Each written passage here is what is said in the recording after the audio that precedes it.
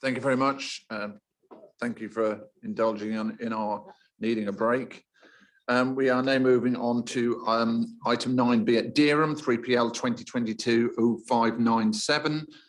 And that's F, that's a full application. And we have Councillor Alison Webb, who's already in place. I might make you go back and then come back again, but okay, I'll stay there then. Okay, so over to you then, please, Will. Thank you. Good morning. Sorry.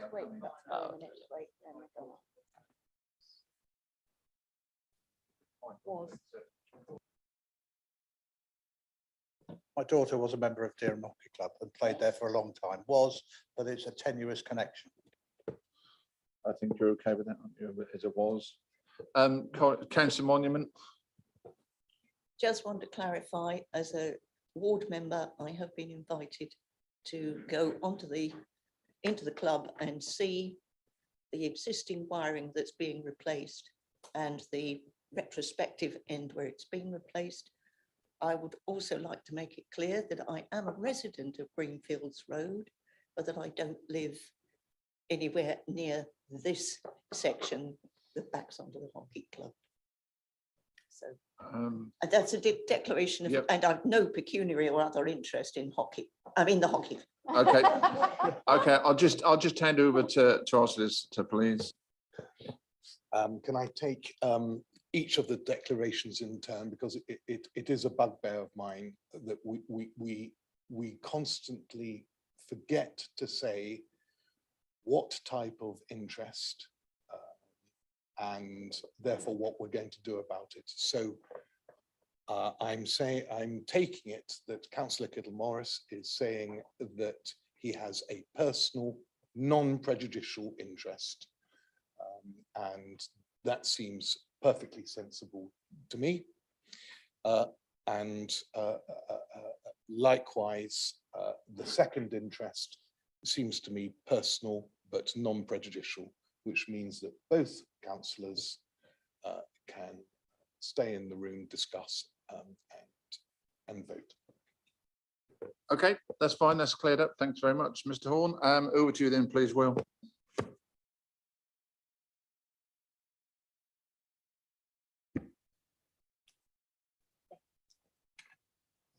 So this is a full application at Dereham Hockey Club, Greenfields Road, for the erection of safety fencing at the end of pitch 1, which is known as the northern pitch, and that forms a retrospective part of the application, with replacement fencing at pitch 2, which is referred to as the southern pitch. So this slide shows the site in the wider context. So the A47 to the south, the Norwich Road there to the north.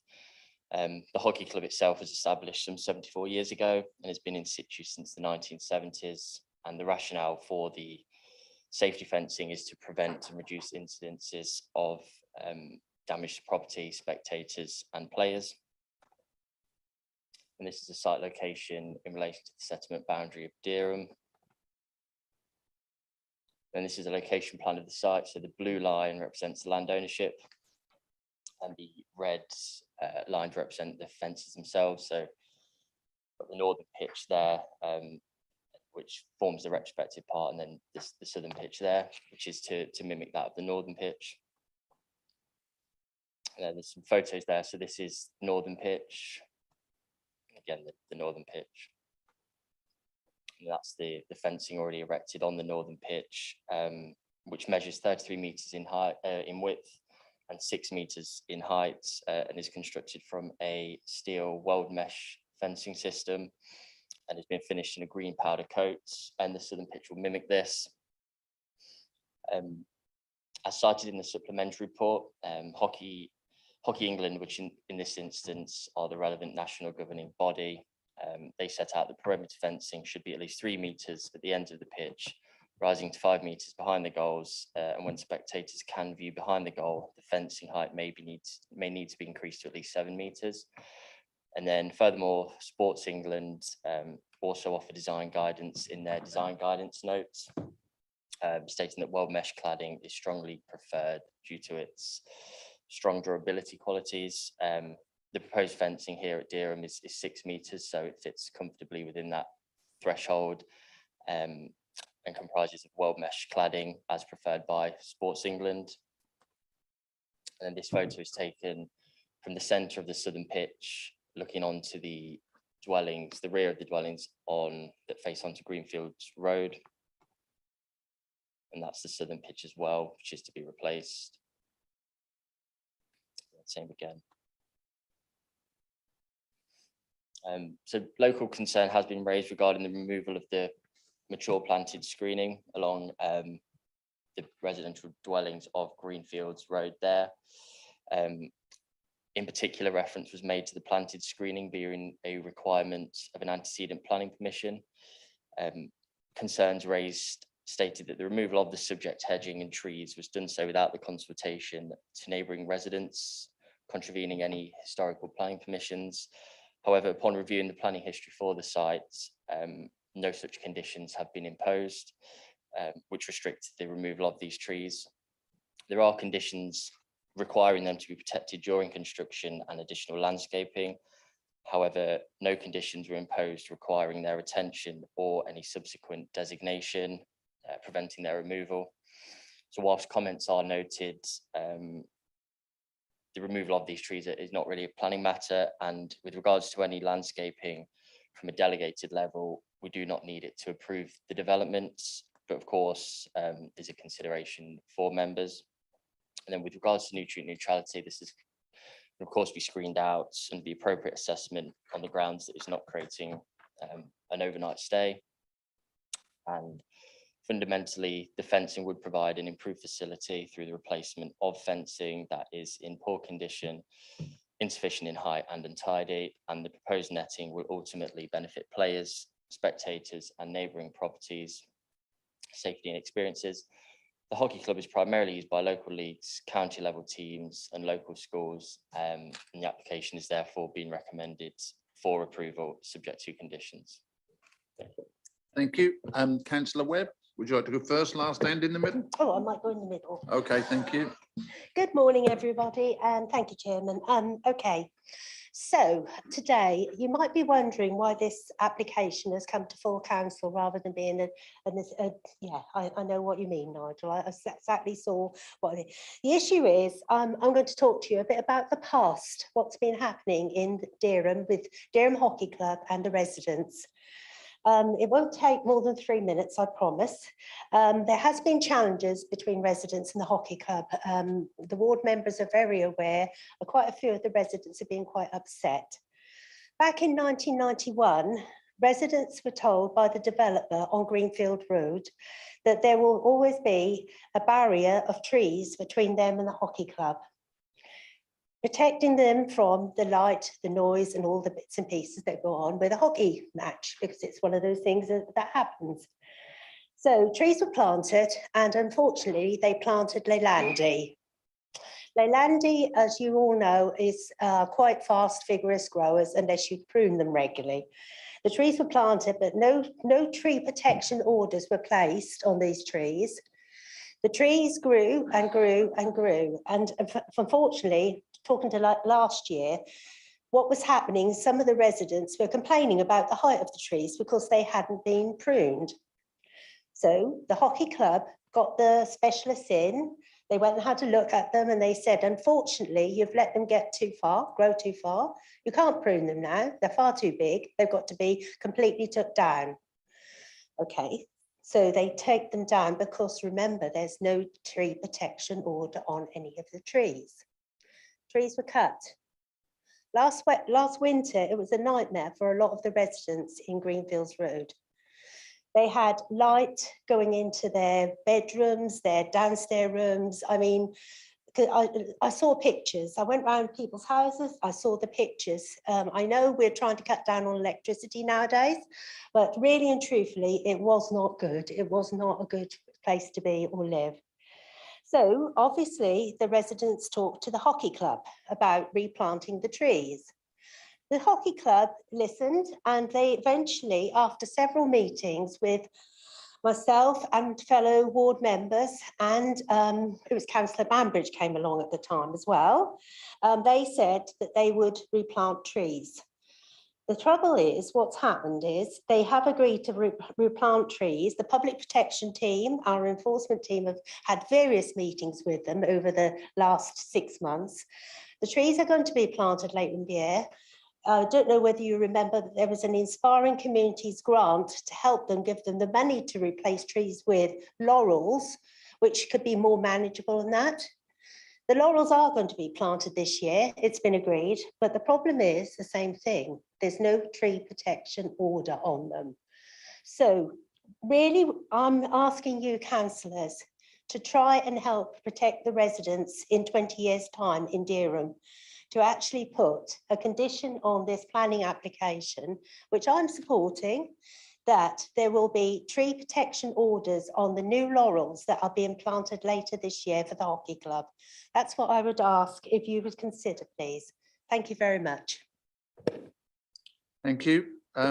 Before I put it to questions to members, would you like to clarify this issue, Mr. Horn? Oh,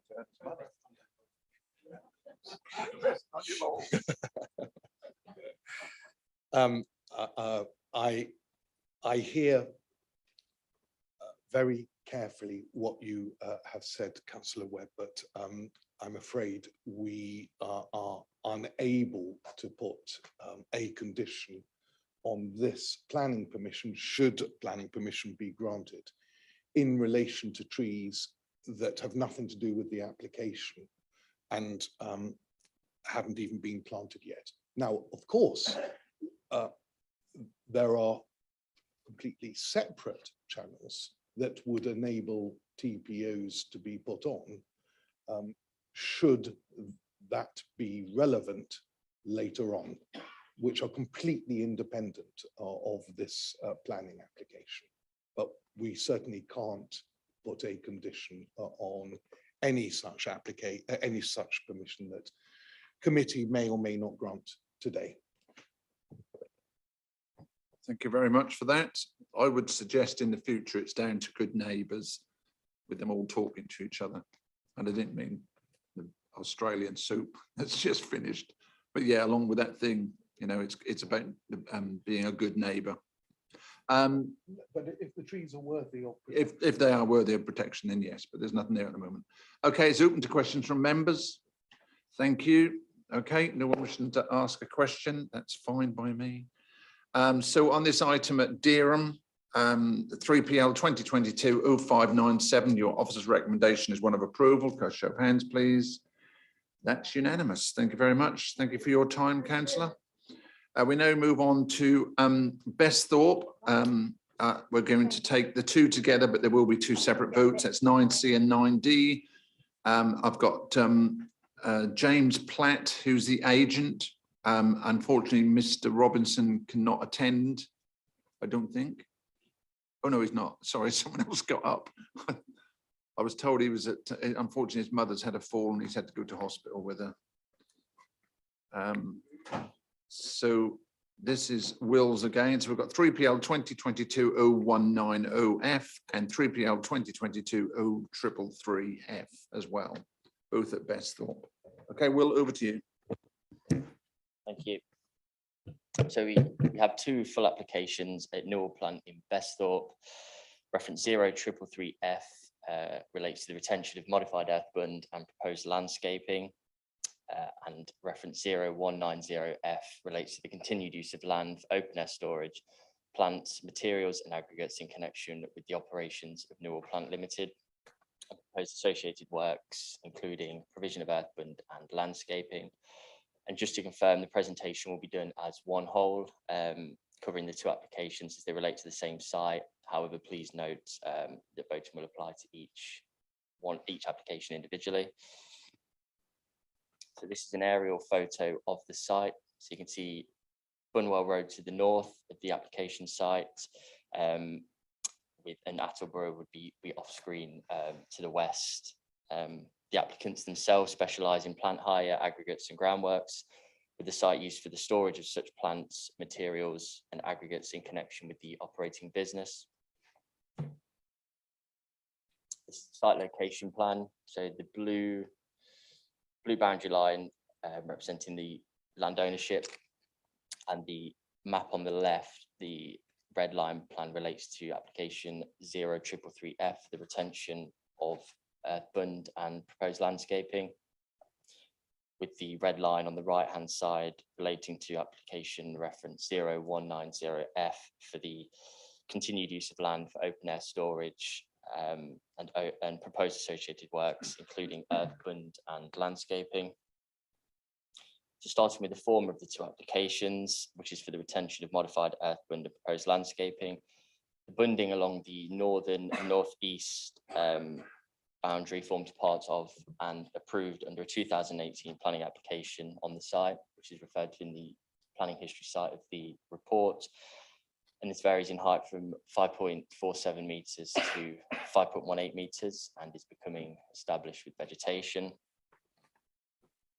This is a proposed site plan showing the bunding in place, but also including the proposed landscaping around the edge, which consists of various tree and hedgerow mixes. And it's proposed for existing trees and hedgerows to be protected and retained. As part of the application, the council's tree and countryside officer was consulted and raised no objection to the proposed scheme, hedgerow and tree planting. So an appropriately worded condition will be imposed to secure the proposed landscaping scheme and its maintenance thereafter. So this is a cross section of the proposed landscaping, with the proposed landscaping shown again varying from 5.47 meters to 5.18 meters. And then this is an aerial photo just to show the site off again, and it's been this portion of the site we've been discussing there.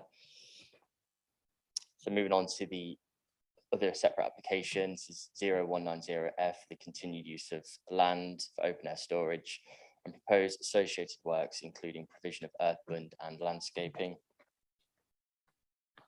And this is an aerial photo just to show the portion of site we're talking about. And then this is a proposed site plan showing the proposed bunding and storage area at the southern end of the site, and relates to the remodeling and remodeling of the bunding on the southern and southeastern parts boundary of the site. The rationale is to screen and contain operations within the site. And again, this will mimic that of the northern portion as previously discussed, and would be approximately 5 meters in height, i.e. in conjunction with the soft landscaping and planting proposed, which would screen any plant machinery such that it would be imperceptible from the public realm. A topographical survey was also produced. On the left-hand side, this is the existing site plan, the proposed on the right-hand side. And this is some cross sections were also produced. Site, so you can see the hedgerow there, the new hedgerow, the existing profile of the bank in green, and the red hash line representing the proposed bank profile. And this is to be read in conjunction with this plan, really, in that each point represents each section, each portion of the cross section.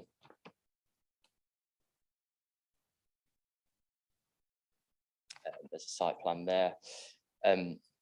As set out in the submitted planning statement, the extra economic activity associated with the expansion of the business within the property into the application site has created 4 additional jobs. A further approval for storage on the site would enable the business to operate more efficiently, meeting the market demand for their services. Such expansion is therefore critical in the business remaining viable and competitive into the future. The statement also sets out that it would be inefficient and unsustainable for storage relating to the important day-to-day needs and operations of the business to be located off-site and on a designated employment area many miles away. Objections have been received from the local representation with regard to noise disturbance from operating on the site, as well as vehicle movements, and in particular frequency and disturbance during unsociable hours. The applicant has advised the proposal seeks to reduce the concentration of an existing storage area to create a safe working environment, and that there will be no processing of aggregate as a result of the proposal. And the planning statement sets out that With regard to vehicle activities, the relevance of the anticipated type and number of vehicle movements are to remain unchanged by the use as proposed, with specific reference to the storage of aggregates. The quantum stored as both as a rolling stockpile and annual tonnage would not exceed the existing permit for the premises. The application was supported by the submission of a noise impact assessment, an NIA, which demonstrates that the noise from the use of the plant within the open air storage area would not exceed noise criterion according to PPG during the daytime for a minerals related site. The NIA also considered that the implementation of the noise mitigation strategy to ensure the noise levels and acoustic character of the plant do not change over time, the resulting noise levels are acceptable at neighbouring noise sensitive receptor locations. The council's environmental health team were consulted and raised no objection to the proposal subject to appropriately worded conditions relating to noise levels, restriction on operating machinery, broadband noise reversing alarms and dust management, as well as for the development to operate in full compliance with the mitigation measures detailed within the NIA to alleviate environmental concerns. Appropriate conditions have been added to this report, ensuring all conditions are reasonable and enforceable, meeting the tests as set out in paragraph 56 of the National Planning Policy Framework 2021, the NPPF. In relation to concerns raised regarding large vehicle movements and noise disturbance from vehicle movements at unsociable hours, as highlighted in the report, the approved 2007 application for the change of use of existing farm buildings into offices, associated HGV, parking and storage of plant does not have restrictive conditions in respect to vehicle movements, noise levels or operating hours. Furthermore, there is provision within subsequent permissions that allow 24 tips a year, equal to no more than 5 per calendar month outside of operating hours. Norfolk County Council's highways were consulted and raised no objection to the proposal.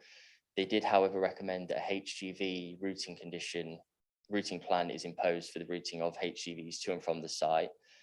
It is not reasonable or enforceable to require vehicles from this site to use specific routes, given that the routes are unrestricted public roads to which everyone has the right to pass and repass, as well as previous permissions not being restricted in this way. Therefore, a routing condition would fail to meet the tests for applying a condition as set out in paragraph 56 of the NPPF and planning law. The Highways Authority have then been consulted with regards to not applying the routing condition, and with this in mind, recommended that a suitably wording condition be imposed requiring signs at the exit to encourage HGV traffic to turn right and travel eastwards, and a signage condition is considered a reasonable and enforceable alternative. Just to cover a few more points, the site lies within flood zone 1 at lowest risk of flooding and is also identified in an area at very low risk from surface water flooding and rivers and sea. We've since received a response from our ecologist with no objection to the preliminary ecological appraisal that was submitted in support of the application subject to conditions. With regards to nutrient neutrality, this has been screened out under an appropriate assessment on the grounds that it does not create an overnight stay. Some photos of the site now. So this is taken at the edge of the field adjacent to the highway at the northeast of the northeast bunding, which is the application for its retention and proposed landscaping. This is closer up of the northern part of the bunding. And then this is the field adjacent to the site between the highway, showing natural screening. This is the view eastwards, close to the northern and eastern boundary of the site. And this is a photo from within the site itself, predominantly the northern portion. This is within the proposed storage and bunding area at the south of the plot, as are these photos here. Then this is looking back into the southern portion of the plot. And this is the view looking south from the southern edge of the site. And then this is looking back into the site from the south, from the adjacent field.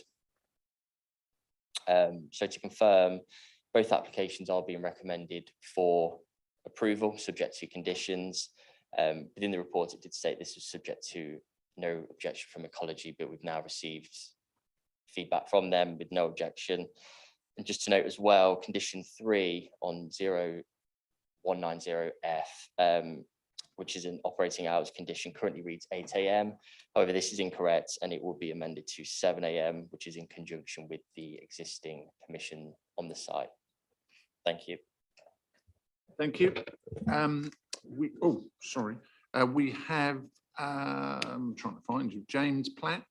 Are you wishing to speak? Yes. Oh, please do. You have 3 minutes, sir. Thank you, Chairman. Good morning, members. The applicant, Newell Plant Limited, is a well-established and significant source of employment within the district.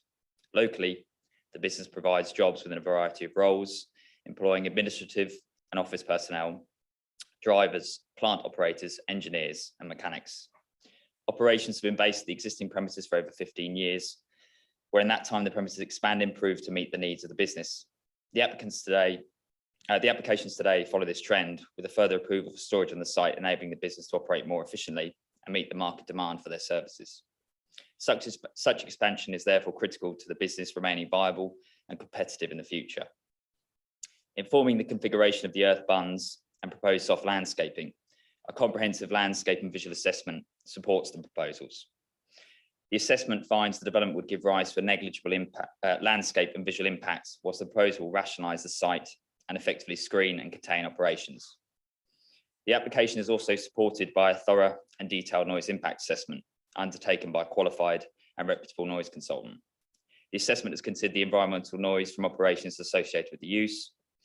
Taking account of the existing noise climate and noise control measures, the assessment concludes the resulting noise levels are acceptable and neighbouring noise sensitive receptor locations. The assessment has been reviewed by the Council Environment Health team and no objections have been raised. Equally, as detailed in the committee report, officers consider the proposal to be compliant with those development plan policies which seek to protect amenity. Whilst the retrospective elements of the applications are acknowledged and regrettable, I would like to highlight the applicant's willingness to work proactively with the council officers prior to and throughout the application process. This has included early and continued engagement with the enforcement team to progress the regularisation of the proposals. In conclusion, and as identified within the officer's report, the proposals are considered to be compliant with the policy of the local plan, providing for the expansion of existing business and associated operations that will ensure the continued delivery of jobs within the district. The proposal will equally remain consistent with the economic, environmental and social objectives of sustainable development contained with the NPPF. Accordingly, we respectfully ask members to approve these applications in accordance with the officer's recommendation. Thank you for the opportunity to speak to support the applications. Thank you very much. I should have told you actually had 4 minutes, but we've probably heard enough. Oh, good. No, thank you. You just cut it short. Well done. Yeah, sorry. Good. Okay, it's open to questions from members at all. No. Oh, I'll take Councillor Martin first, then I'll take Councillor Kittle-Morris. Thank you. Yeah, thanks, Mr. Chairman. This business has been established at Besthorpe there for a number of years. It's quite on an isolated site, and so I can go along with the recommendation. Thank you. There is 3 ward reps there. Okay, thank you. Councillor Kittle-Morris, please. A couple of things, Chairman. The gentleman who couldn't speak, what was he? Objector or a? Okay, thank you. And the other thing is, where is the nearest receptor site for noise?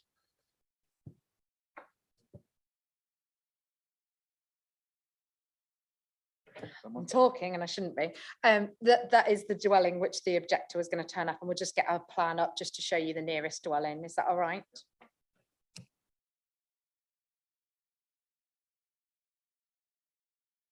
And just while Will's doing that, I'll fill. But obviously we have summarised all the objectors' comments in the officer report for your attention. So their concerns are summarised in the officer report for you to consider today, but they are largely concentrated around noise and disturbance and the vehicular movements, which Will has already explained in his presentation and in the officer report. So here's some dwellings just here, and I believe one of the receptor locations was in this location here, this portion. Please do. Yeah, so one of the receptors, and I think obviously was the gentleman who was here to speak today, is an objector at the property. Just to point out that one of the monitoring locations in the noise impact assessment was actually stationed well, to the rear boundary of that property. Okay, thank you. Any further questions? No, thank you very much. Okay, I'm going to take first of all 9C, which is 3PL 2022-0190, which is the continued use of the site and the introduction of the bund and landscaping. Your officer's recommendation is one of approval. Could I have a show of hands, please? Thank you, that's unanimous. And that's with updated condition 3. With updated condition 3.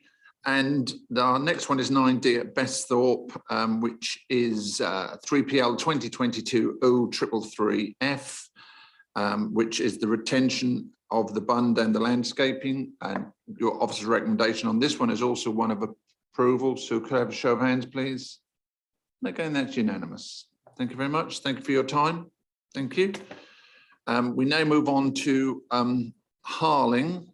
In my day, it was East Harling, but it's Harling now. And that's 3PL 2022-0555/F, which is a variation. And then we also have 9F, 3PL 2022-0576D. And we have Mr. Paul LeGrice with us from Abel's Developments, Abel's Homes? Abel's Homes, okay.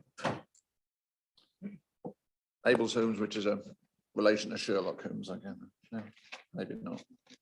Okay, over to you then, please, Rebecca. Thank you, Chairman. So as already set out, we have 2 applications to consider here today, whereby you would need to do 2 votes. So firstly, even though they're in the wrong order on the screen, but firstly, we have a variation of condition 6. This is to amend the condition to lower the housing density for the section access of Mount Pleasant Drive. And if I get a plan up, that will help you. So excuse the flicking. Sorry, I'm going to go back. So at outline application stage, the approved outline application stage, that application included a condition on the application that 23 dwellings only would be accessed off Mount Pleasant Drive. Mount Pleasant Drive is to the south of the development, the linking road to the south of development, which you can see on your screens now. And for 62 dwellings, which is to the north of your screen, here to be accessed off Quiddenham Road. This variation of condition is to change those amounts. So there are from 23 dwellings off Mount Pleasant Road to 22 dwellings, so a reduction of 1. And therefore, the clever ones around you will notice that that means an increase in 1 to retain the 85 dwellings that was approved at outline application stage. That's not me.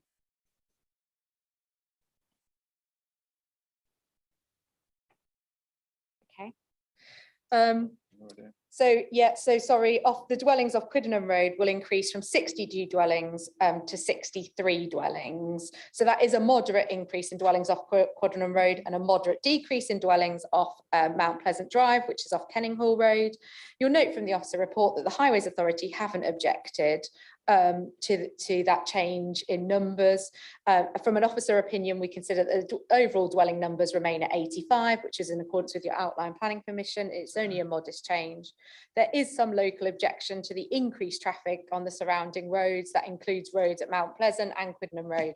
However, members will note that the number of dwellings off the development stays the same. And on that basis, we've recommended the variation of condition for approval. That's obviously important because we also need to consider the reserve matters application, and the reserve matters application for this layout quite cunningly shows 22 dwellings off Mount Pleasant Drive and 63 dwellings off Quiddenham Road in accordance with this plan. So just to go back for you members, considering the reserve matters, so outline planning permission was granted on this site in front of you that you can see outlined in red for 85 dwellings. Had a bit of a potted history in that Initially, at outline application stage, we saw this plan, and members may recall it, whereby there was an access road off of Quiddenham Road, off Mount Pleasant Road, and an emergency access also that you can just see to the right-hand side of your screen. Unfortunately, members will remember it coming back to committee and that access, an element of the site removed from the scheme. And this, members, is what you approved indicatively at outline application stage. So you can quite clearly see from this plan that you have the Northern Link Road running sort of centrally between the application site, running up onto Quiddenham Road. You have a sort of looped fashion within the centre of the site for circumventing the dwellings, which are on that northern section of the site. And then a small access road off Mount Pleasant, which is an existing reasonably new development off Kenninghall Road to the south, and dwellings on a linear form fronting that highway. This was obviously what was shown indicatively at outline application stage, and it's important to note that we approved access at outline application stage, so you're considering the layout landscaping scale. So this is the proposed reserve matters plan. I hope you can see that it's very similar to that of the indicative plan. So we've still got that central access road going north onto Quiddenham Road. However, we have got this landscaping scheme to the right-hand side of the road, which softens the development at the entrance to the site. And obviously on the left-hand side of the road will be residential development, forming the street scene coming down into the development. Then you'll notice the loop has got bigger, but still serves the development in that for that northern development of residential dwellings, apologies. And also to the southern part of the screen, you'll now see the 22 dwellings which are accessed off Mount Pleasant Drive. You'll also see the linear open space and SUDs, which is proposed all along that southern element of the site, plus a further central element of open space. There is a significant over provision of open space on this site. It is a fairly low density site, it's fair to say, and the plots provided for are fairly reasonably sized plots.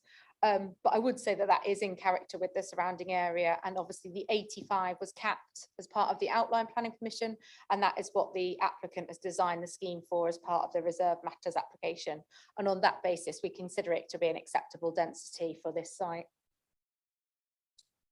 Also, just while I'm mentioning the open space, I'm completely off my notes, so I'm going to get lost. There is a leap that's proposed, this southern element of the site. This bottom bit outside the plan, that's already open space with the development of Mount Pleasant Drive. So although it looks like the leap is sort of positioned out of the way in the site, it isn't actually, it's central to the development of Mount Pleasant Drive. So that'll be a really nice opened up area of open space there. So this, lost my cursor, this area will become opened up and a central area of open space for both the development site and that development site to the south. And then also in discussions with the applicant, we've had a lap put on the application site as well for localised play. Members will note from the officer report that there is no outdoor sport proposed with this application. It's accepted that the development size is too small to provide outdoor sports provision on the site. However, there is a significant over provision of open space, so there's lots of informal play available. I'd like to remind you, members, of our policy with regards to outdoor sport, so that we only request off-site contributions whereby there is a deliverable scheme already identified. In discussions with the Harling Parish Council, there isn't an identified scheme, and therefore on that basis, this development is in accordance with our open space policy. I'm going to move on. So you'll note the house types, they're very common of Abel's house types. You know, there's a mix of materials including red brick, the panelling and the render that you'll see on various house types as we go forward. We have amended some of the house types in discussion with the agents to ensure that there are dual elevations, so that there are habitable rooms facing both corners and open spaces to improve the safety and security of the site. And you'll note the police comments from the officer report, which is supportive of the layout and design that we're showing you today. It's just some more house types for you. Obviously, members will note that there was a Section 106 agreement that was secured at outline application stage and a number of contributions, and those will be provided for during this application type. I'm going off my notes, I haven't helped myself, because also you'll note from the description that the application includes the discharge of a number of relevant conditions on this application. You'll note from the officer report that we're satisfied with the materials which I've mentioned and the boundary treatments in term of discharge condition. The housing enabling officer is happy with the housing mix in terms of the affordable housing, and all the houses meet the nationally prescribed house standards in accordance with policy. So just showing you some photos of the site. So this is looking southeast towards the existing development of Mount Pleasant Drive from within the application site. You can see the boundaries of the site are quite heavily vegetated, and that is to be retained as part of the outline planning permission, but otherwise it's a fairly open green grass site. And you're looking south towards the existing development of Mount Pleasant Drive. We're panning round now, obviously, members, and starting to look east and northwest towards existing developments. You can see the expanse of green and then the existing dwellings at the boundaries of site, all two-storey on the whole, and the proposed development will mimic that two-storey style development. And then just some photos of Quiddenham Road for you. So the access to the site will just be in the far distance for you. Obviously, I've already mentioned this, members, there are some concerns raised by neighbouring properties about an access point and vehicles coming on and off Quiddenham Road, given the width of the road. However, this was already considered at outline application stage. Access was not a matter that was reserved, and the Highways Authority have no objections. The Highways Authority have no objections to the internal layout of the scheme as well. They did ask for some amends during the application process. Those have been made and they are satisfied. And then this is just from the opposite direction of Quiddenham Road with Harlem behind you, just showing that the access point will just be past that 60-mile-an-hour sign there for you, and the nearest residential property at the access to the site. Members, you've already seen that there will be some separation distance by the landscaping and green elements that are at the entrance to the site, which will separate out between these property, the new residential development. And then just coming in from the other direction, so this is off Kenning Hall Road, looking up Mount Pleasant Drive, and these are the new residential properties. So you'll see the red brick scene that will set. This is right at the entrance to Kenning Hall Road. And then this is moving through the development to the entrance point that will create the entrance point from Mount Pleasant Drive. And then this was the earlier construction site. So back to the layout. Sorry, I'm just checking. So you'll note from the officer report that we're still awaiting comments from our ecologist. So we're asking for delegation in that regard. The LLFA and Anglo Water have also been consulted, and they're happy with the discharge of conditions with regards to surface water and foul water. Members will note from the officer report that the development site has been demonstrated to be outside of the catchment for nutrient neutrality and doesn't drain into the catchment for nutrient neutrality. So we're able to stage one, screen it out and grant planning permission if members were minded to. And there is a request to delegate, in addition to ecology, contamination. Members will note from the supplementary that the contamination officer isn't satisfied with the current amount of material that's been submitted to discharge the contamination condition at the outline stage. The applicants are working on further information to address those concerns. So we would ask members that you will delegate the discharge of condition 10 as part of this reserved matters application to officers, along with there being no objection from ecologists.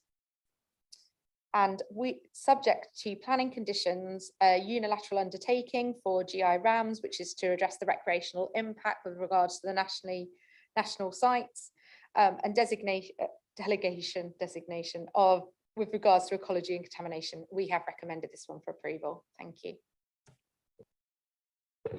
Thank you. Mr. LeGrice, please. You have 4 minutes because of the 2 applications. Thank you. Thank you. I'm here today to speak in support of the officer's recommendation of approval for our reserved matters application. I don't propose to cover the same points that have already been covered, other than to reaffirm that the site has been allocated in your local plan and already has the benefit of an outline planning permission. Our reserved matters application has received no objections from statutory consultees and indeed has the support of the parish council. I'm more than happy to answer any questions that the committee may have. Thank you. Terrific. Okay, it's open to members. Any questions at all? Councillor Kybird, please. Thank you, Chairman.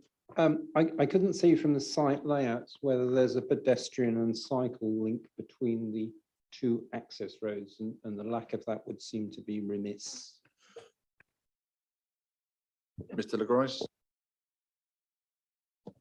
Yes, there is a footpath cycleway link which goes across the open space between the two developments.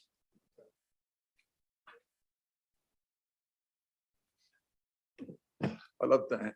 Do you want to see it? Oh, we're going to take his word for it. I'll try and remember that one. Shall we have a look at it? Yeah, let's do that. Not that we don't trust you, Paul.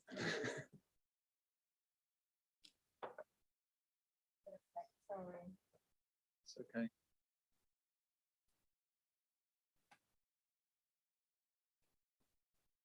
Oh, that little line.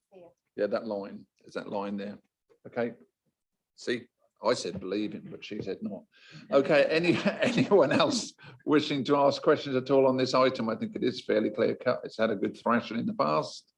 Okay, members. All right. So taking two votes on this, obviously. We'll start with 9D, which is 3PL 2022-0555 variation, and it's the variation of condition 6 on the 2019 application 1076. Your officer's recommendation on this is one of approval. Could I have show of hands, please? That's unanimous. Thank you. Then we take 9E, 3PL 2022-0576, and that's reserve matters for the 85 dwellings, variation of conditions and discharge of conditions on various items laid out on your agenda.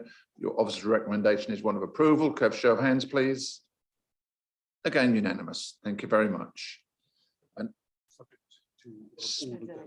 subject to all the delegations. Thank you, ladies and gentlemen. Thank you for that. Thanks for your time. Okay, we are moving on swiftly, as they say, to Swaffham, 3PL 2020-1028, LB listed building, and 3PL 2020-1027F, also at Swaffham. We have John Putman, please, who's the agent. If you want to come take a seat, sir. Don't ever go at him about his shirt, because I have the same designs of, well, not that design, but the same make of shirt.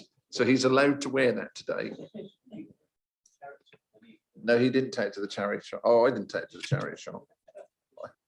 We're insulting people today in a roundabout fashion, so shut up, all of you. That I hand over to Chris, please.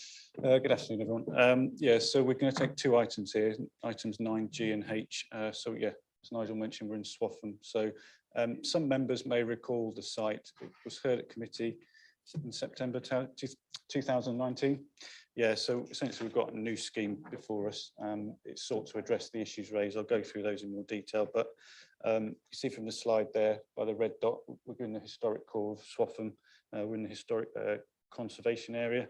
The proposals before you, so we've got two applications, one for the full consent, one for the listed building consent. So the proposals are for the change of use, including alterations to listed buildings, the demolition of two existing structures on site, and the erection of 6 numbered townhouses with revised access off Whitsands Road. So we'll just kind of go through the site in more detail now in terms of where it's located, the conservation area, etc. So the red edge there shows the site. We have the historic marketplace due east of the site. The cross is further southeast from there. I'll show the general location in a moment, but yeah, we've got the kind of fine grain of the conservation area. You can see in all directions really, north, south and east. So that's kind of showing you some of the elements of the town centre. So the reds are the listed buildings. We've got the conservation area running here by the purple dots. So yeah, the apologies that the site is here, not just to the north, it's just here, shown by my cursor rather than the black arrow. So we've got the historic marketplace and cross here. You'll note that 18 and 20 are here, the two listed buildings. But yeah, you can just see the number of historic listed structures there. We've got the Grade 1 church here, due east of the site. So kind of an aerial view of the site. So 2 listed buildings on the frontage here, associated classrooms along here, the gymnasium on Whitsands Road, residential properties to the north and west, mixed use to the kind of essentially the north, south and east. So yeah, just the site itself. So these are recent photographs, so we can see the character and appearance of the site. It's suffered since its kind of last use as a sixth form centre. There's kind of been periodic use as an antique centre, but you know, it's been vacant since 2009, so in excess of 10 years now. So that's the main road frontage onto the conservation area and marketplace.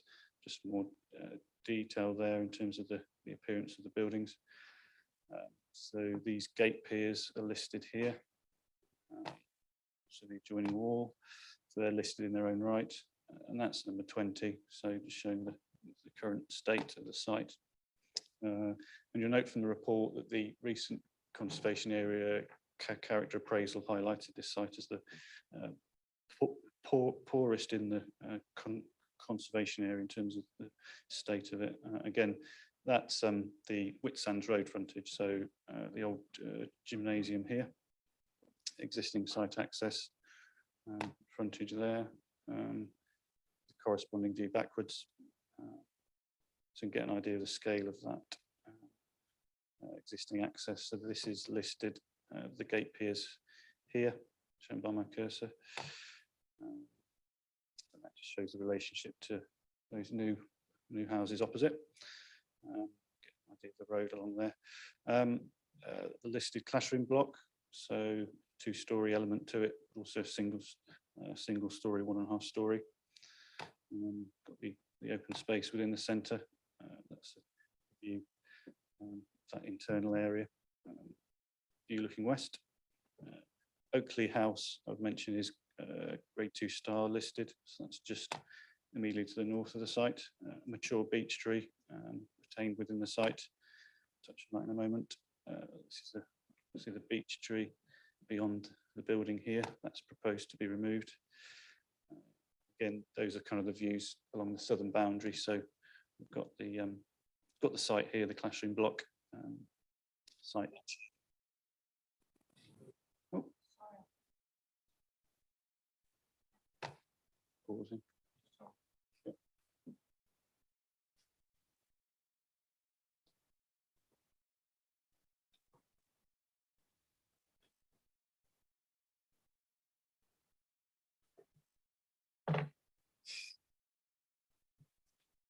Yeah.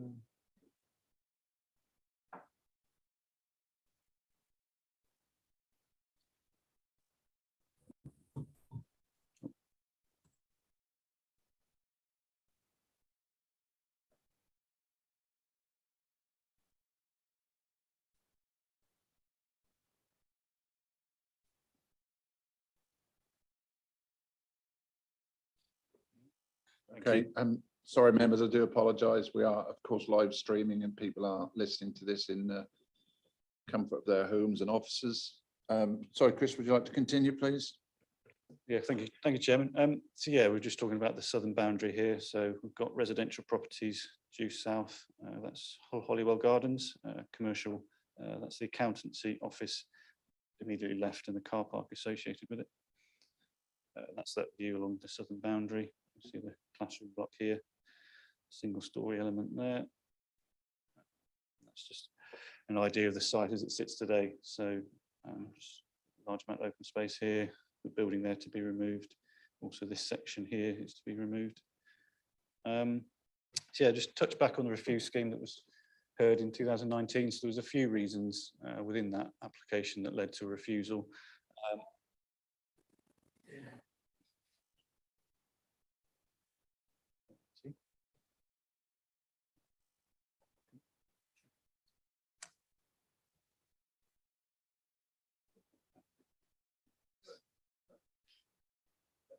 kind of.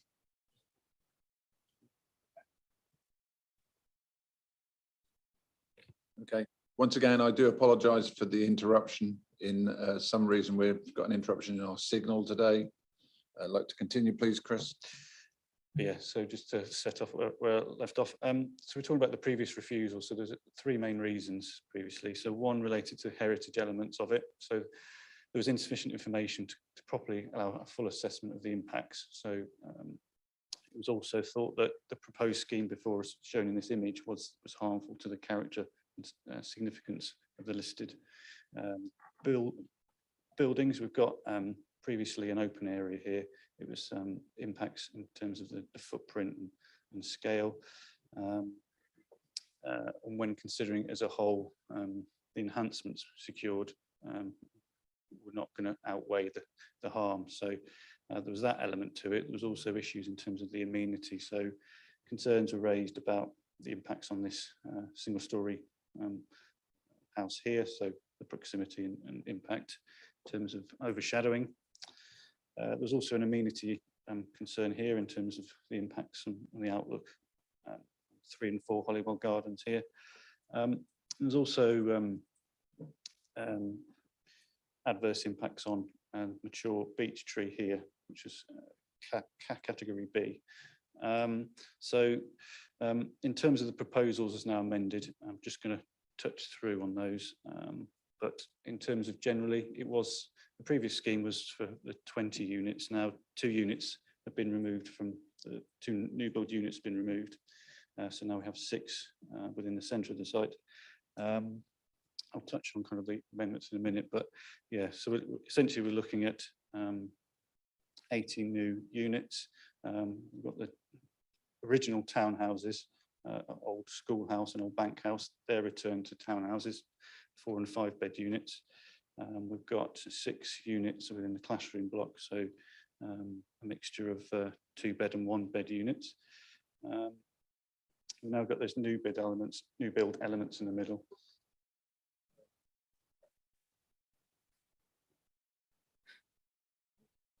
Has that ever happened? Yeah.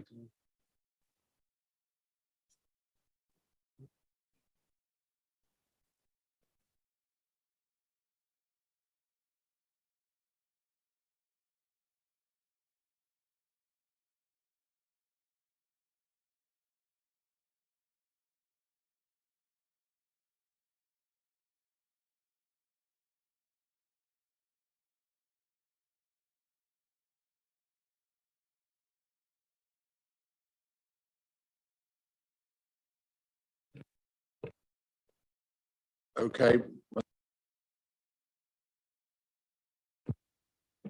Please continue, Chris.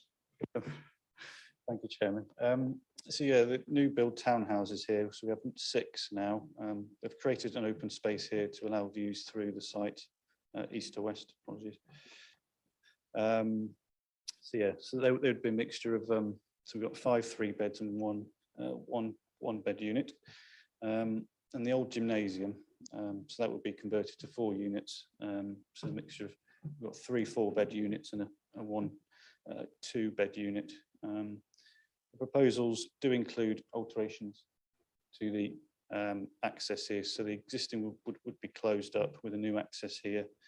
There would be the carriageway would be reduced to allow the visibility display to be provided here. In terms of main differences, I'll touch on in terms of the design and heritage aspects shortly.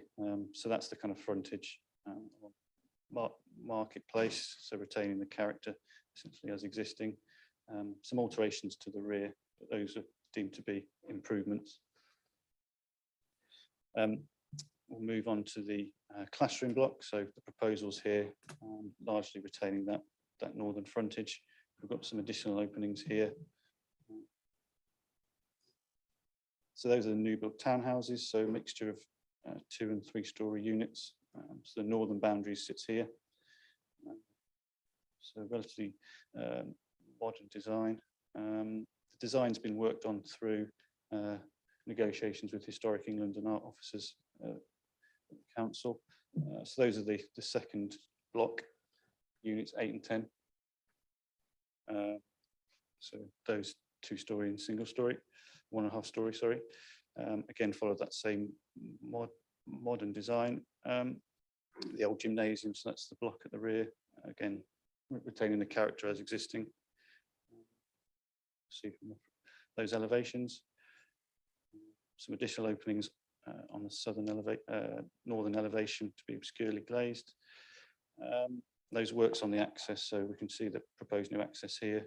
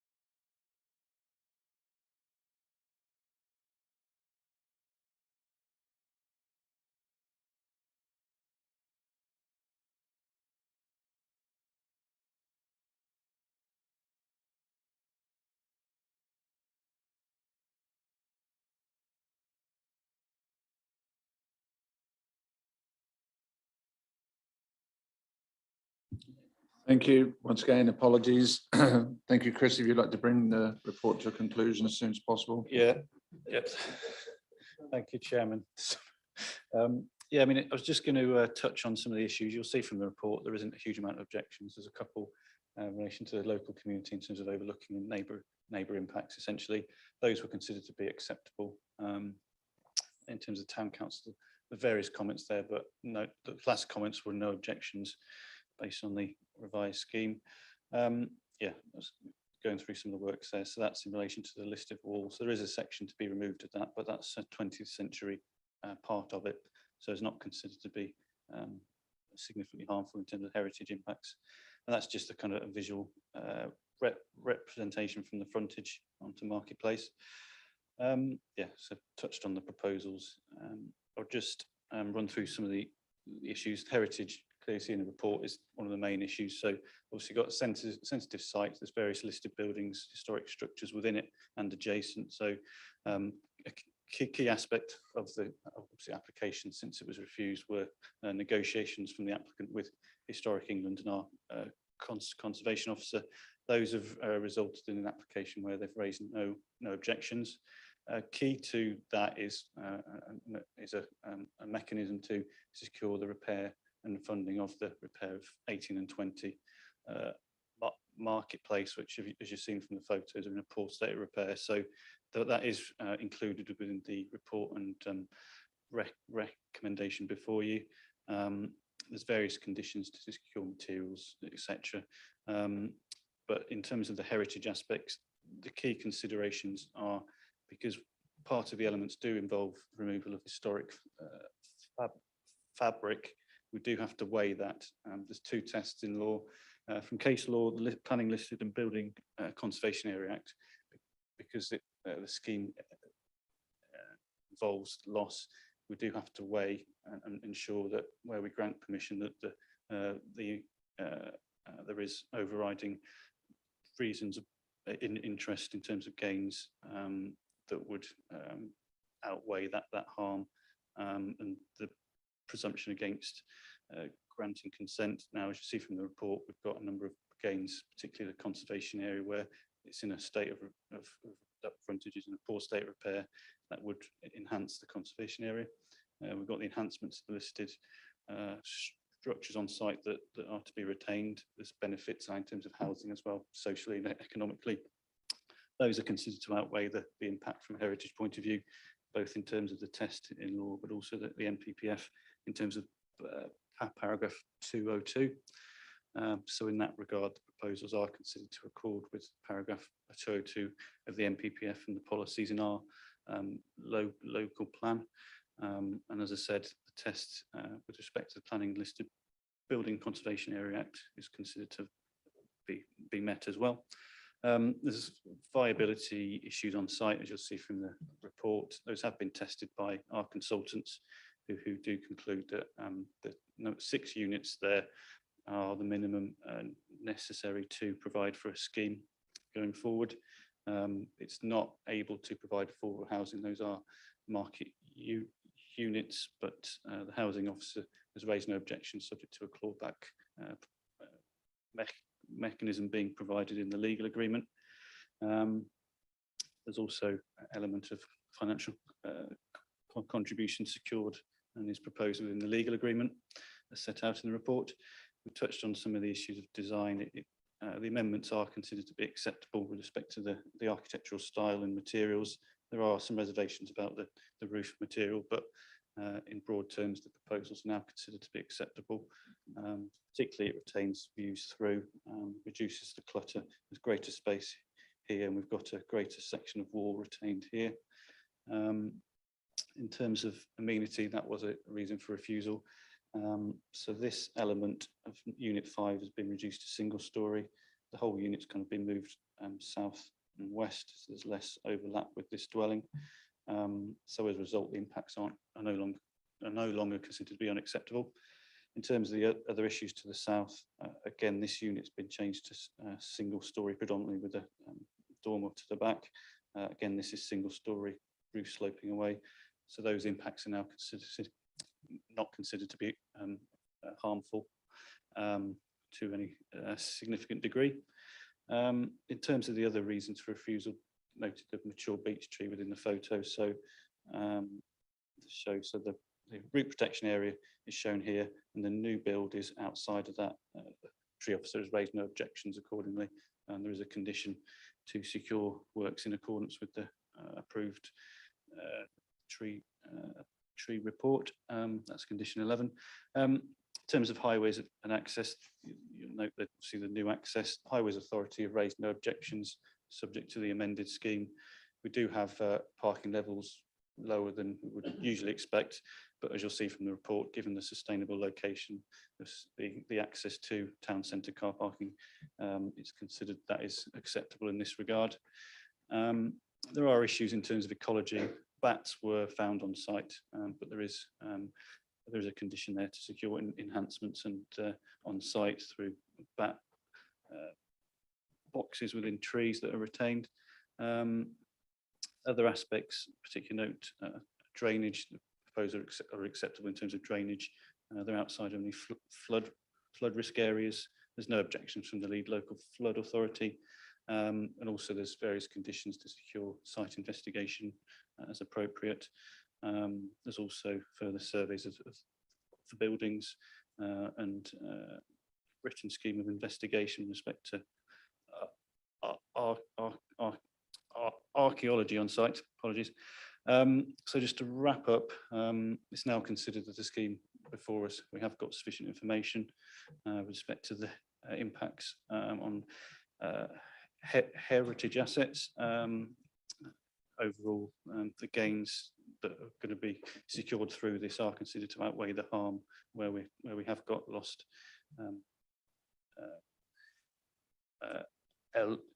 elements of the listed structures on site. You'll see from the recommendation there's a legal agreement. So overall, following the amendments, the impacts on amenity have been resolved. I mentioned the tree issues have also been resolved. And yeah, overall, the application has been recommended for approval as it's in line with the policies in the local plan. You'll note that there's a request for obviously to deal with the legal agreement and delegated powers. We are awaiting confirmation that there's no objections from the National Amenity Societies, but also there's the additional highways conditions requested by the Highways Authority to include. Thank you, Chairman. Thanks, Chris. Okay, very in-depth report there, had to be done. Mr. Putman, you have 3 minutes, up to 3 minutes.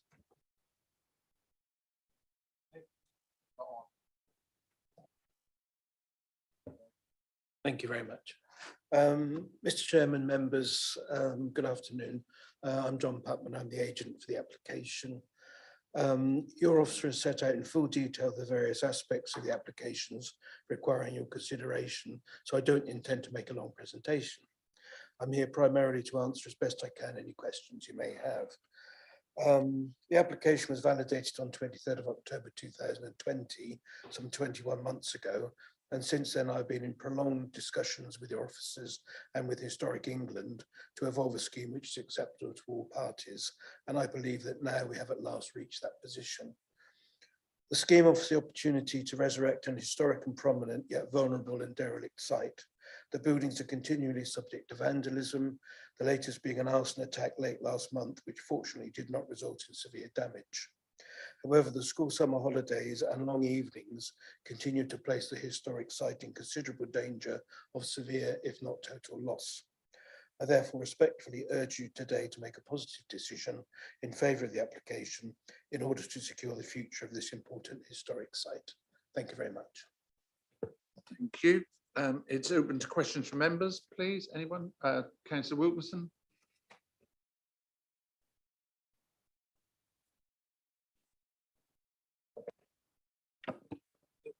Thank you, Mr. Chairman. Yeah, parking for the old school when it's developed, I didn't notice that where that was going to be. And while I'm here, I'll say that I was back in 2019. I did agree with the officers' non-approval at that time, and it has come back as a less dense development, and it is much needed in Swaffham. My patch covers Swaffham around. My people are serviced by Swaffham, and that is an unsightly site at the moment.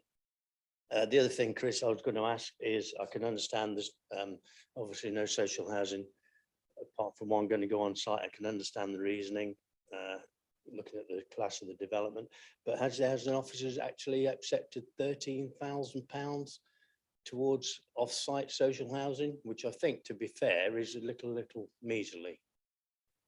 But yeah, a couple of things. In terms of, take that last one first, affordable housing, there is no provision on site. So that's based, the viability reports reviewed that. If the viability reports considered market housing, it's on the basis it's not viable to provide any affordable housing. What we can do is secure a mechanism that should the development become more viable in the future, there's a mechanism to claw any profit above that back. So just to confirm, there is no affordable provision on site. In terms of the parking, the old schoolhouse, there's 2 units on the front, obviously 18 and 20. There's parking immediately in front of those 2 units. There's also a visitor space and a couple more parking spaces just to the side of that. So between those 2 units and Oakley House, immediately on that northern boundary, we can show you a plan if you want, just to confirm that's necessary.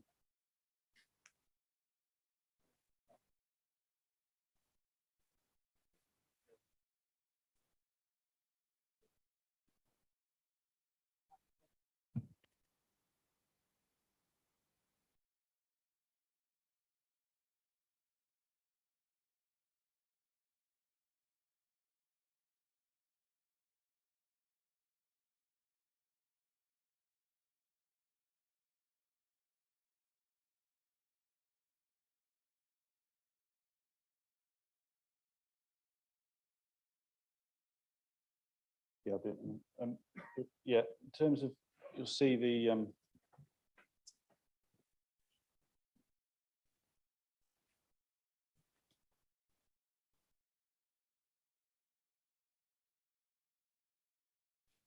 yeah, apologies for that. We're now at the right plan. So yeah, so 2 spaces here. Old schoolhouse, another 2 spaces there. And then there's 3 spaces here. Got a visitor, 1 for 19 and 1 for 20. Sorry, 18 and 1 for 20. Oakley House is there. In terms of the affordable contribution, there is no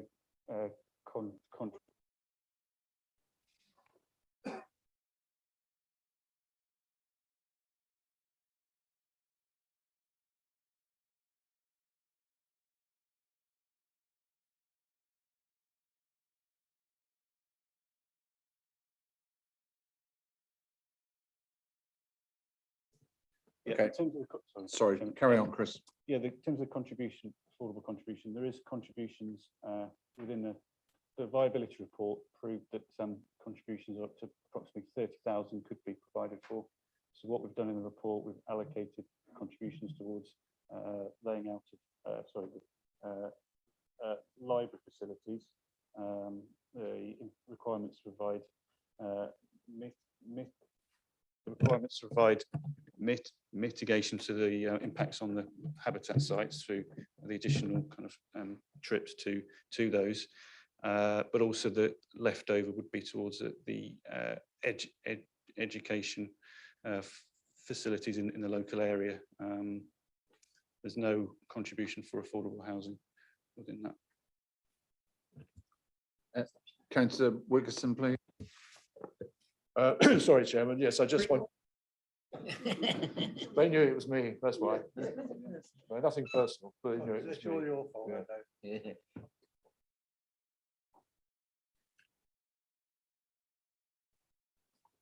I do apologise once again. Councillor Wickerson, please continue. And in the paperwork I have, anyway, unless it's changed, to answer Councillor Wilkinson's question, in condition 27, it mentions that there will be a mechanism and the payment of any overage towards the provision of affordable housing off-site up to 63,000. Has that changed, or is that the actual figure? Yeah, so that's the clawback I spoke about. So essentially, because affordable housing is not viable in this scheme, what we would do is calculate the amount that one unit would equate to, which is 50,000. The 13,000 on top of that is as a result of vacant building credit. So because the buildings are vacant, there's then a credit from that. So it's not the full 25%, it's 1.26 equivalent, which equates to the 63,000. Okay, any further questions from members? Oh, Councillor Monument, please. Generally, I'm impressed with the way this is grown to fit the requirements, but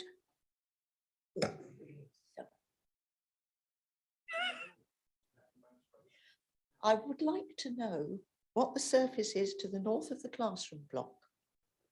I'm intrigued. Is this paved front gardens or open space? It's south of the pedestrian way and north of the classroom block that forms the 1 and 2 bedroom properties. You'll see in the report there is a recommendation to provide hard and soft landscaping scheme. So that the detail of that will be picked up at a later stage. It appears to be hard surfacing. We don't know the level of height, etc., but there is a condition there to ensure that is appropriate. Sorry, Linda, Could I coming back. come back just to ask, is there any likelihood or opportunity or risk that that will be used as parking? We could secure that through the approval of the condition. There is in the layout narrow route through there, so yeah, we don't envisage that being feasible. But let's say it's not considered appropriate there for highways access by vehicles. As I say, we would ensure that through the approval of conditions. Yes, thank you. Rebecca? Linda, councillors will add a note to that regard to remind them that the landscaping scheme needs to be respectful and not for parking in that area. We'll add a note so that gets picked up in the discharge conditions. Thank you. Any other further questions from members? No. Okay, just to say that I personally highlighted the issue with regards to the introduction of a wall at the front of the building because it's not in keeping with the rest of the heritage intention of the marketplace itself. All the various buildings, shops, etc., are all set back with quite large paths and large frontages, and this is to be walled in. But the historic buildings officer disagrees and says it's acceptable, obviously in its nature of its height and railings. So he finds it acceptable, covered partly by Councillor Wilkinson's issue with regards to parking. So it's going to be obviously two cars and two cars end on, as against previously they would have been front in or back in type thing, sideways onto the highways. But that issue has been covered by me. That was one of my only really concern. This is a long-winded application. It's been with us a long while. It is very much a building at risk, and it's something that we need to get moving on before it gets burnt to the ground, intentionally or not. Okay, thank you, members, for that. We're obviously taking two votes on this. I will take the first one, which is the listed building consent 3PL 2020-1028. Your officer recommendation on that is one of approval. Can I have a show of hands, please? That's unanimous, thank you. And our second application with regards to the introduction of new buildings, etc., is 3PL 2020-1027. That's full application. Your officer's recommendation is one of approval. Can I have a show of hands, please? Thank you, and that's unanimous as well. Okay, so thank you very much for your time. Okay, members, moving swiftly on, as they say, before we get cut off again. Item 10 is applications determined by the Executive Director of Place. That's there for your information. Item 11 is the appeals with regards to July. That again is there for your information. With that, members, I thank you for your time and your patience with regards to our IT issues. And with that, I close this meeting.